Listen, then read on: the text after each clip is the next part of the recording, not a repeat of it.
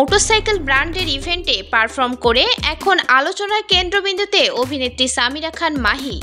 তবে তার পারফরমেন্স নয়, বেশি আলোচিত হয়েছে তার পরিহিত পোশাক এবং পারফরমেন্সের ভঙ্গিমা।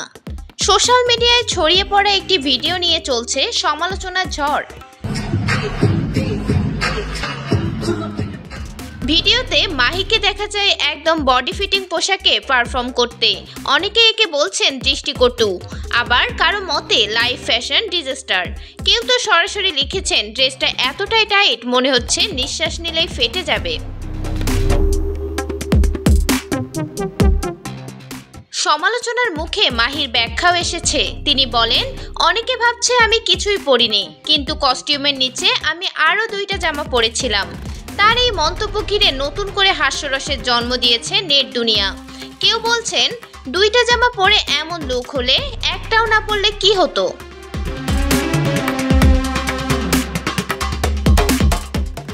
এমনকি অনেকে বিষয়টিকে পাবলিসিটি স্টান্ট বলেও মনে করছেন। একজন লিখেছেন, আগে যারা নাচতো তারা ছিল নৃত্যশিল্পী, এখন যারা নাচে তারা হয় ট্রেন্ডিং টপিক। এদিকে মাহি অভিযোগ করে বলেন, যিনি ভিডিওটি জুম করে আপলোড করেছেন তিনি ইচ্ছে করে হেয় করার চেষ্টা করেছেন। তবে নেটিজেনদের প্রশ্ন, তাহলে এমন পোশাক পরে নেচেছেন কোন উদ্দেশ্যে?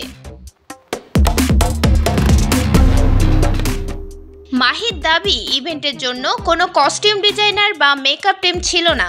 তিনি বলেন, কস্টিউম পেয়েছি ইভেন্টের আগের দিন, কিছুই করার ছিল না।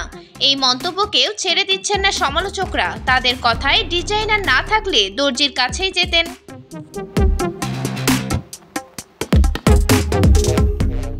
বর্তমানে মাহির এই ভিডিও এবং তার দেওয়া বক্তব্য ঘিরে সামাজিক যোগাযোগ মাধ্যমে চলছে তুমুল বিতর্ক।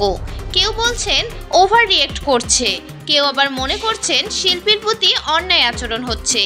তবে এক বিষয়ে সবাই একমত, মাহির এই পারফরমেন্স, বিতর্ক ও ব্যাখ্যা তাকে আবারও এনে দিয়েছে আলোচনার কেন্দ্রে।